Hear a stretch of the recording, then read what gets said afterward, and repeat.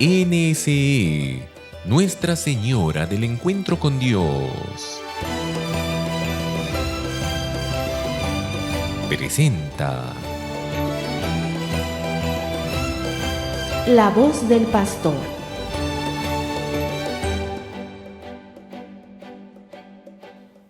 Queridos amigos y amigas, nuevamente juntos en La voz del pastor. Continuamos con nuestro catecismo de la Iglesia Católica. Como recordarán, hemos comenzado ya a ir viendo uno por uno los sacramentos de la iniciación cristiana. Y comenzábamos la semana pasada con el sacramento del bautismo, que es, decíamos, la puerta de ingreso a la Iglesia, el primero de todos los sacramentos, sin el cual no se pueden recibir los demás sacramentos. Y también, en nuestro último encuentro, veíamos de dónde viene la palabra bautismo. Y decíamos que viene de la raíz griega baptisein, que significa sumergirse o ser sumergido, porque hace referencia al modo como en los primeros tiempos se bautizaba a los nuevos cristianos, sumergiéndolos en una piscina bautismal como un signo de que uno era sumergido en la muerte de Cristo y luego salía resucitado con Él como una nueva criatura. Y veíamos también el sentido de los distintos elementos que se usan en la liturgia del bautismo. Por ejemplo, de por qué se entrega la vela como un signo de que el candidato o el nuevo bautizado vivirá bajo la luz de que es la palabra de Dios, ha sido iluminado por Jesucristo y al mismo tiempo Él será luz para los demás. Veíamos también, por ejemplo, por qué se entrega la vestidura blanca, se reviste a los nuevos bautizados con un vestidito blanco, porque decíamos que hace referencia a esa nueva creación que Cristo, en virtud del sacramento, ha realizado con él. Todo esto ya lo hemos visto y ahora vamos a dar un pasito adelante en nuestro catecismo a partir del número 1217, repito, 1217, en que el catecismo nos presenta cómo el bautismo, si bien ha sido instituido por Jesucristo, esto ya lo hemos visto antes, pero en cierta manera estaba ya prefigurado o anticipado en el Antiguo Testamento. Y podríamos decir incluso anticipado ya desde la creación del mundo, como nos lo dice nuestro catecismo. Para explicarnos esto, para presentarnos esta realidad que es bellísima, el catecismo se remite a lo que se llama la bendición del agua, que la liturgia de bendición del agua que se realiza, o al menos se debería realizar, durante la vigilia pascual, es decir, la celebración que la Iglesia hace entre el sábado santo en la noche y el inicio del domingo de resurrección. Ya en otras ocasiones hemos dicho que este es el centro del año litúrgico, en consecuencia el centro de la vida cristiana es la vigilia pascual. Hemos dicho también que esa vigilia pascual es, digamos, una celebración que tiene distintos momentos, que empieza con el lucernario, la bendición del fuego, luego está la liturgia de la palabra, luego está la liturgia del sacramento del bautismo y de ahí se pasa a la liturgia de la Eucaristía, es decir, de la plegaria eucarística para adelante, como, digamos, normalmente se hace en la Santa Misa. Les decía entonces, una parte fundamental de esta vigilia pascual es la liturgia del bautismo, que empieza con la bendición del agua, a través de una oración de bendición, digamos así, bastante larga, muy bella, porque nos permite ver distintos aspectos del sacramento del bautismo. Justamente a esa oración de bendición se refiere el catecismo cuando en el número 1217 nos dice justamente esto: en la liturgia de la vigilia pascual, cuando se bendice el agua bautismal, la Iglesia hace solemne memoria de los grandes acontecimientos de la historia de salvación que prefiguraban ya el sacramento del bautismo. Y empieza el catecismo citando esta oración, repito, explicándolo paso por paso. Y lo primero que nos dice es que de hecho Dios se ha valido a lo largo de los tiempos del agua, criatura suya, para significar la gracia del bautismo, es decir, un elemento de la naturaleza que es el agua y que Dios ha utilizado desde siempre para hasta llevarnos de la mano al sacramento del bautismo. Y lo primero que destaca el catecismo ya en los números que vienen es que ciertamente al inicio de los tiempos, fíjense, número 1218, en el segundo párrafo, que es una cita justamente de esta oración, dice así: en los orígenes del mundo, o sea, el mismo momento de la creación, el Espíritu Santo ya se cernía sobre las aguas, el Espíritu Santo estaba sobre las aguas para que éstas tuvieran la gracia, la fuerza, el poder de santificar. Entonces, la Iglesia nos remite a los orígenes. Ya en los orígenes, el agua, criatura de Dios, había sido elegida por Dios para que llegado el momento, ya veremos cuándo, llegado el momento, pudiera tener esa potencia, esa fuerza de santificar. Y ya más adelante, realizada la creación y echada a andar, digamos así, toda la creación, entonces luego esta oración y el catecismo nos remiten también a otro momento muy importante en la historia de la salvación, y es el arca de Noé. El arca de Noé, en la cual, como nosotros sabemos, unas cuantas personas fueron salvadas del diluvio, fueron salvadas de morir ahogados gracias a esta arca. Fíjense qué nos dice el catecismo. La Iglesia ha visto en el arca de Noé una prefiguración de la salvación por el bautismo. Y nos cita otra vez la parte siguiente de esta oración de la bendición del agua de la vigilia pascual. Dice así: oh Dios, que incluso en las aguas torrenciales del diluvio prefiguraste el nacimiento de una nueva humanidad, de modo que una misma agua pusiera fin al pecado y diera origen a la santidad. ¿Qué está diciendo esta oración?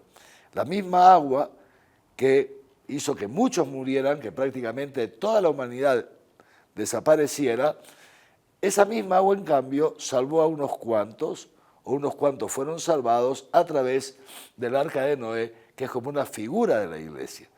Es decir, los cristianos, por el bautismo, hemos sido introducidos a la Iglesia. Y la Iglesia es como esa arca de Noé que nos custodia, en la cual estamos a salvo para no perecer sumergidos por el diluvio del pecado, por ese mundo, digamos así, de pecado, de tinieblas que habita en torno a nosotros.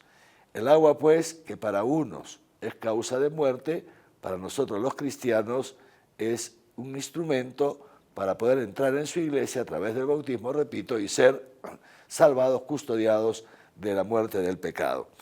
Pero sigue todavía el catecismo con la historia de la salvación y hace referencia ya, siguiendo también la oración de la vigilia pascual, hace referencia a un momento muy importante en la historia de la salvación, que es el paso por el Mar Rojo. Como ustedes saben, como todos sabemos, cuando Dios saca a Israel de Egipto y lo va a llevar a la tierra prometida, en un momento el pueblo de Israel se encuentra ante el Mar Rojo. Y es en ese momento en que el pueblo de Israel ve el mar delante y se entera que detrás viene el faraón con todo su ejército para volver a tomarlos y llevarlos de regreso a la esclavitud de Egipto. El pueblo se asusta, se desespera, recurre a Moisés y Moisés naturalmente recurre a Dios. ¿Y qué es lo que hace Dios? Como seguramente recordaremos, a través de la vara de Moisés, Dios abre el Mar Rojo y hace que el pueblo de Israel pase por el medio del mar. Y cuando ya el pueblo de Israel está al otro lado del mar, y en cambio el faraón con su ejército están atravesando el mar, persiguiendo a los israelitas, en ese momento Dios hace que las aguas se cierren. Y de esa manera nos cuentan las Sagradas Escrituras que Dios libera a su pueblo y en cambio da muerte al faraón con todos sus ejércitos. Este paso por el Mar Rojo ha sido entendido también desde los orígenes de la Iglesia como una figura del bautismo, que es justamente esto lo que sucede en el bautismo. Dios, a través del agua, nos salva a nosotros, salva al bautizado. ¿Por qué? Porque le extirpa, decíamos en nuestra última reunión, extirpa el pecado original.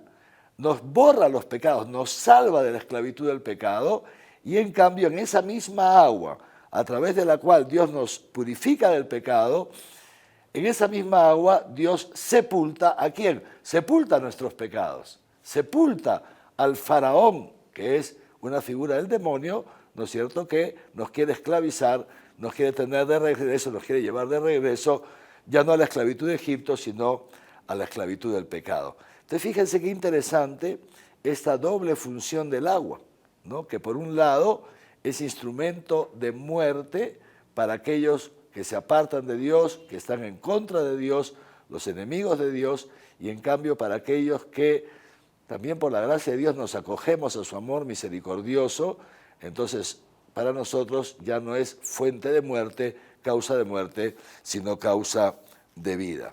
Y esto mismo podemos decir, como ya nos lo recuerda el número 1222 del Catecismo, que sucede con el paso por el Jordán.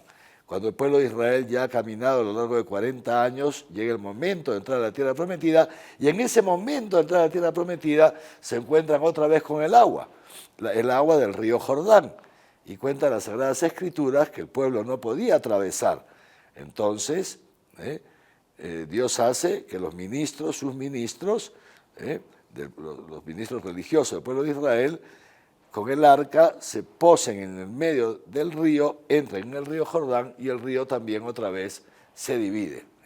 Así como se dividió el mar al salir de Egipto, ahora se divide el río para que el pueblo pueda ingresar a la tierra prometida, y de esta manera el agua una vez más es un signo que anticipa el bautismo, en virtud del cual somos introducidos a la iglesia en la cual encontramos las primicias del reino de los cielos, esa tierra prometida que ya no es una tierra geográfica, sino que es el mismo cielo que Dios ha creado para nosotros y en el cual nos espera. Continuamos después de una breve pausa.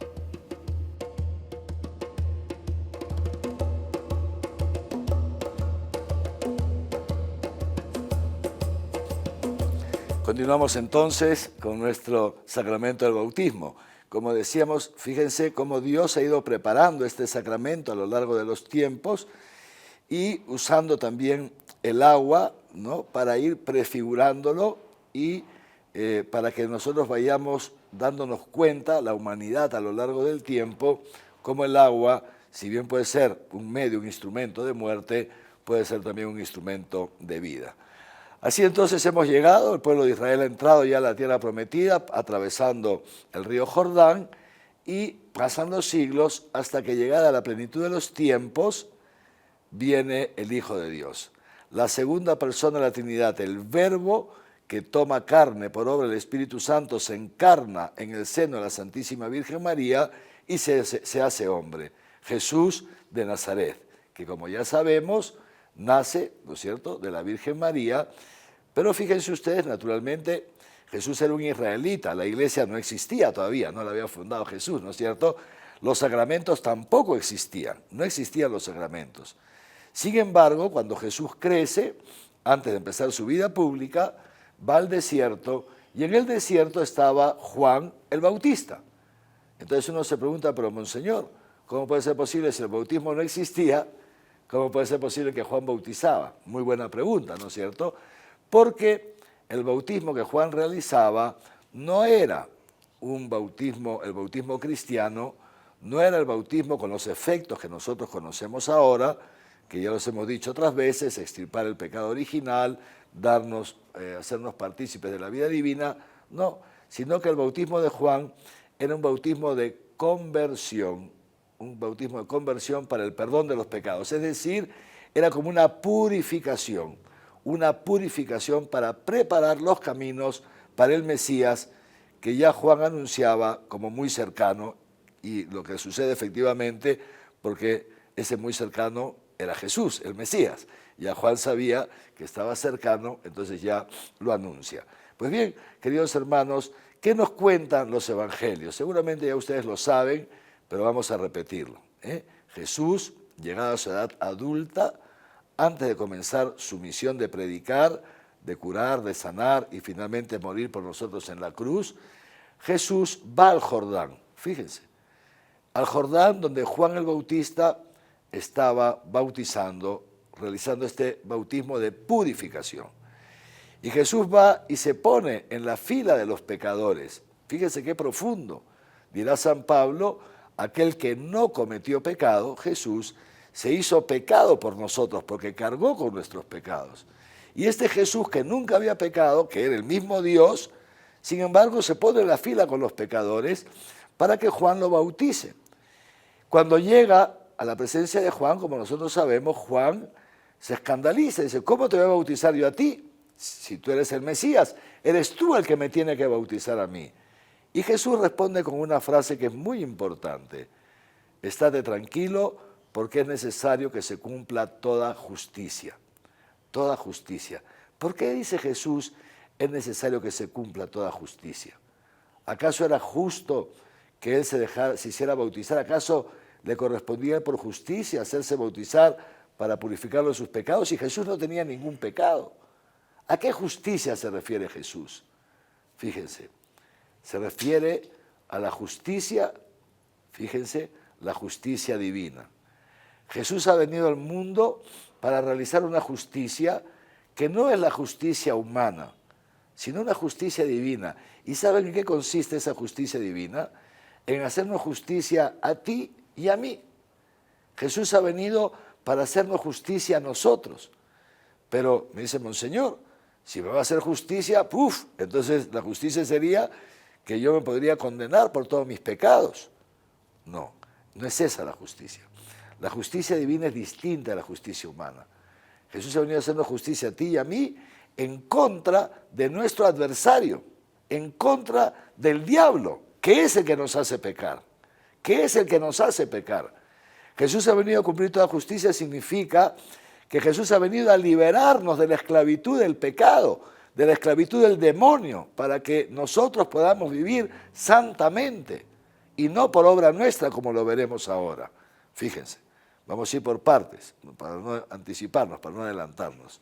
Jesús viene a cumplir toda justicia y por eso se pone en la fila de los pecadores como un signo de que Él viene a hacerse una sola carne con nosotros pecadores.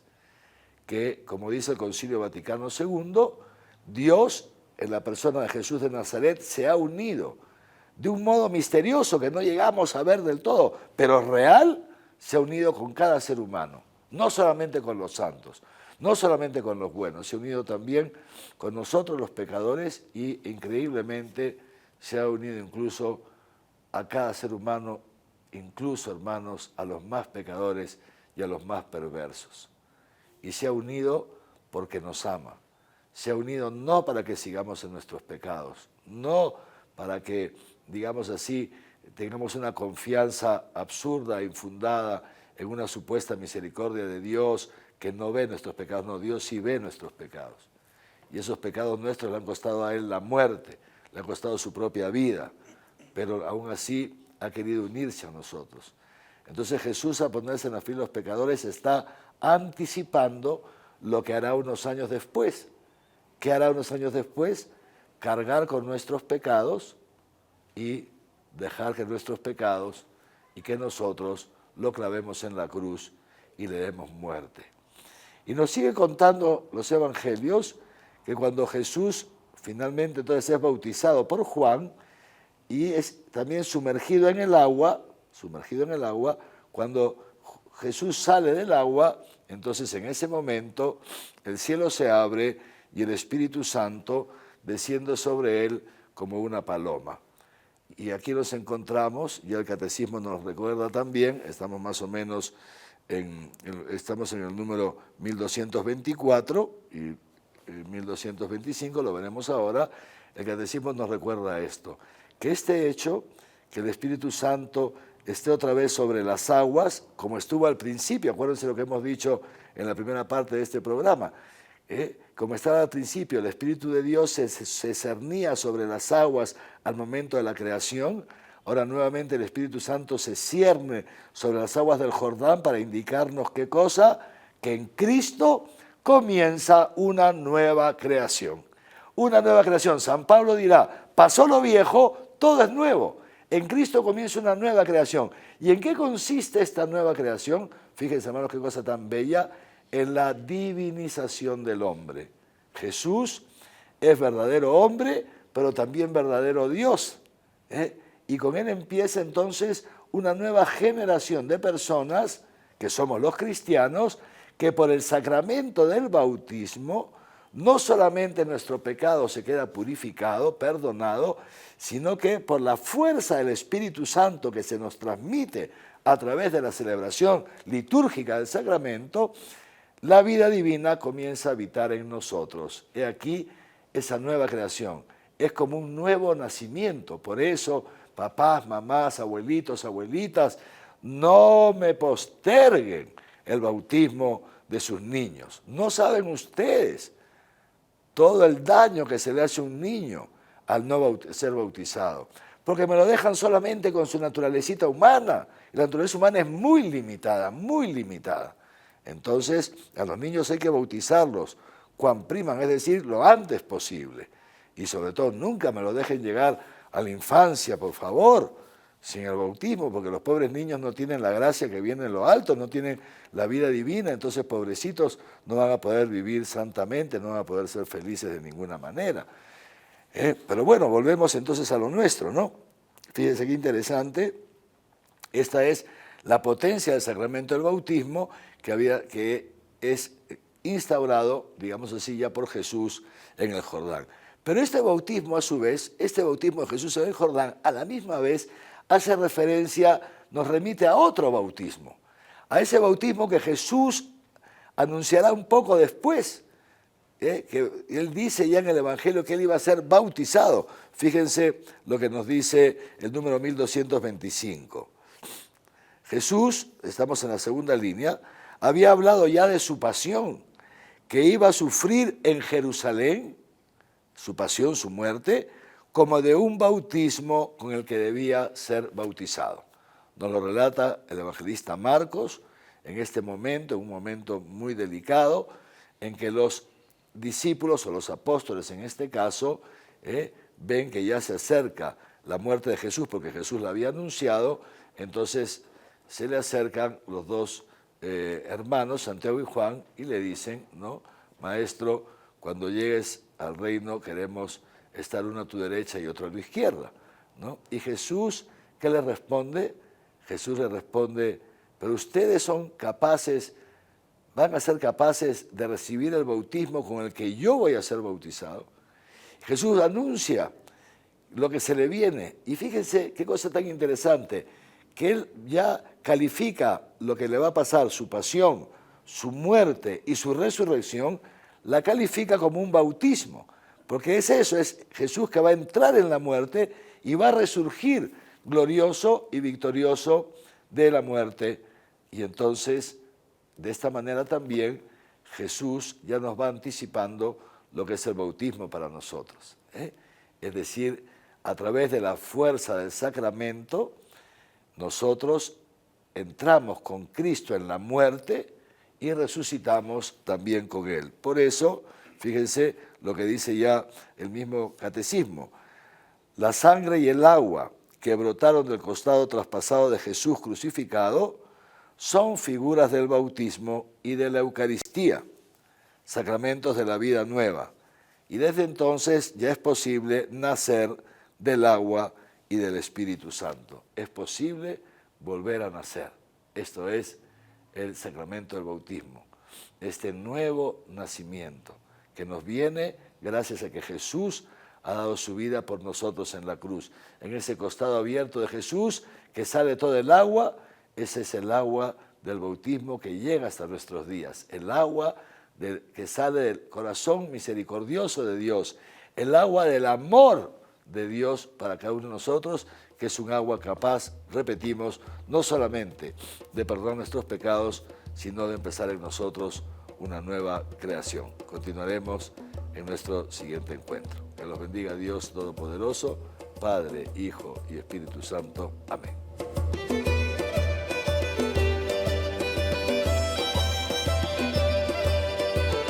NSE, Nuestra Señora del Encuentro con Dios.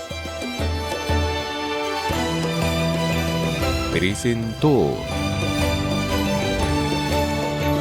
La voz del pastor.